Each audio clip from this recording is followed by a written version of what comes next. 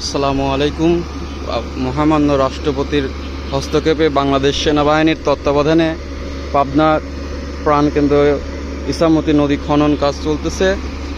Pabna Edward কলেজের পিছনে কামালউদ্দিন হলের সামনে খনন কাজ শুরু হয়েছে। আমরা এই নদীটা আবার প্রাণ ফিরে পাবে আপনাদেরকে দেখাচ্ছি।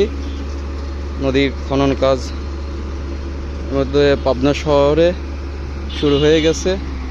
এটা কামালউদ্দিন হলের সামনে ইসামতি খনন কাজ শুরু হয়ে গেছে।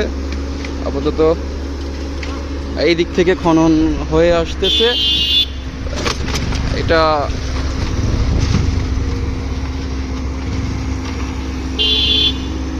অনেক আপাতত একটি বেকুয়ে খনন করতেছে।